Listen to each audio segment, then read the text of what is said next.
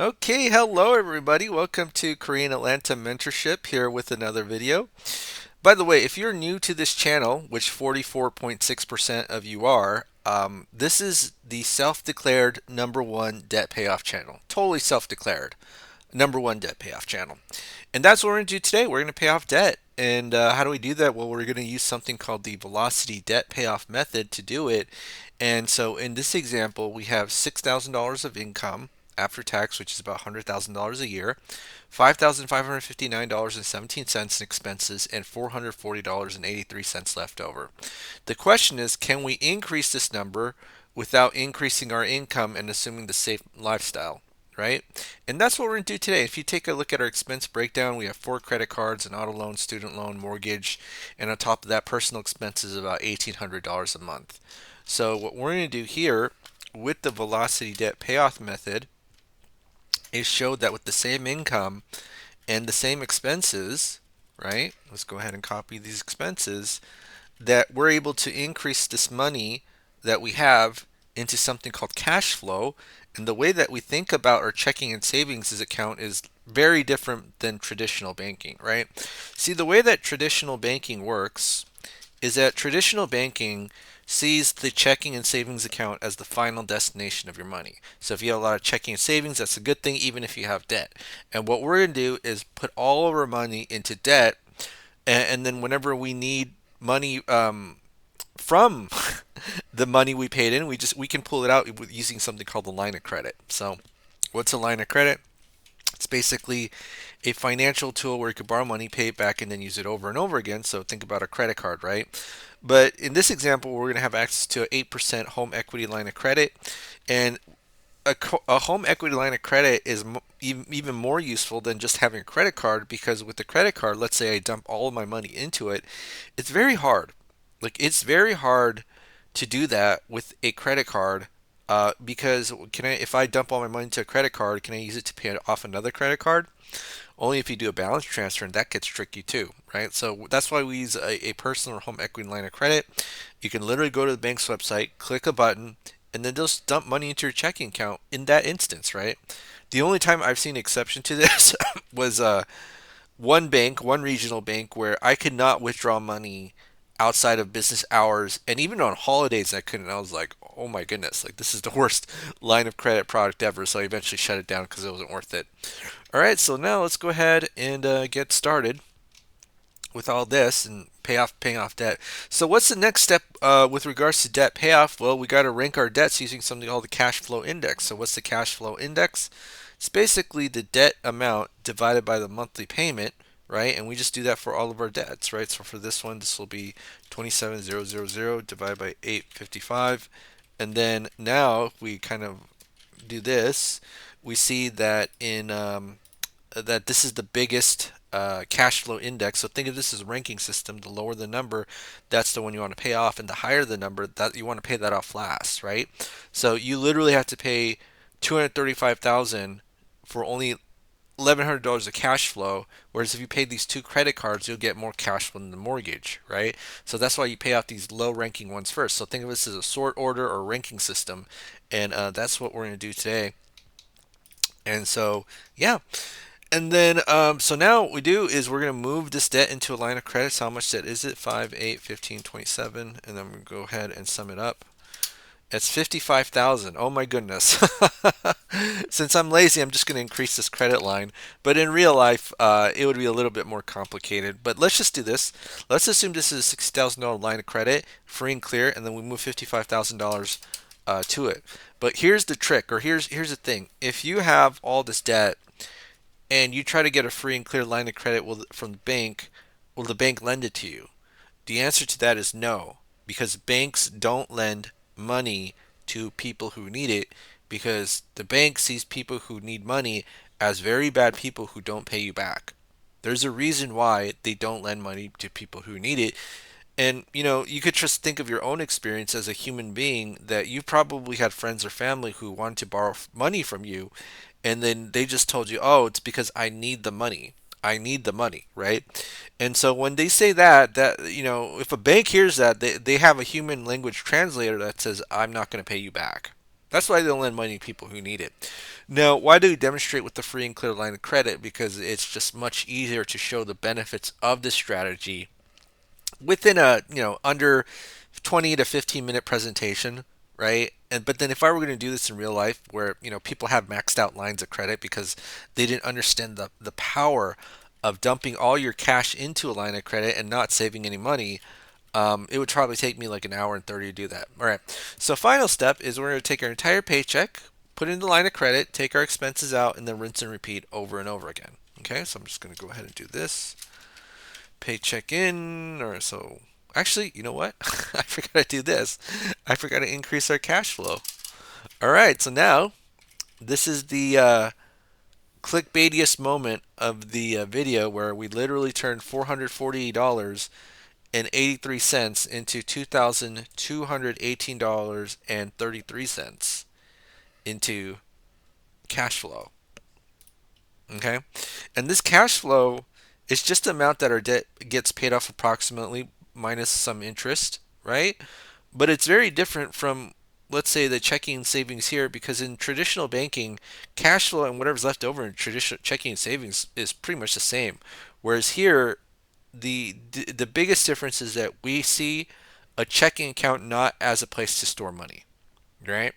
So that's what we're going to do today, and I'm going to go ahead and show you the final step, which is we put the previous month's balance, previous month's interest, subtract our cash flow, and then basically we're putting our entire paycheck into the line of credit, taking our expenses out, and rinse and repeat over and over again. And if you want to know how to calculate the interest, it's based on the average daily balance multiplied by the interest rate and divide by 12, right? So let me zoom in if you need to see the formula there. Average daily balance multiplied by 8% divided by 12, okay? And I'm just going to go ahead and copy and paste, and then we're going to do this, and let me just go ahead and do this. And it's 28 months, and look at that. We paid off all of our debt in 28 months, okay? And I'm just do this, so it's going to be 28 months, and then there's going to be 5 plus 8 plus 15 plus 27, and that's going to be 55K, right? So 55K. I'm going to copy paste this, and then now we got three more loans: the auto loan, student loan, and the mortgage. And actually I probably need to redo my loan calculator, but just give me one moment to fix this. So it'll be 40 0 0 0 7 2 3 2 3 5 0 0 0. Okay, and then now what month are we? We are in month 28. So let's go ahead and do it. All right, 28 28 28, and then we see right here we got the cash flow index and the current balances. So we're just going to keep following the cash flow index system. Move the auto loan, and I'm going to go ahead and do that, and then control paste, plus 12142.61,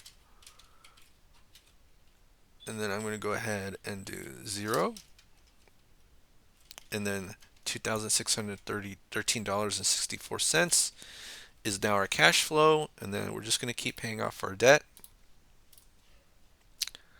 And 2613.64,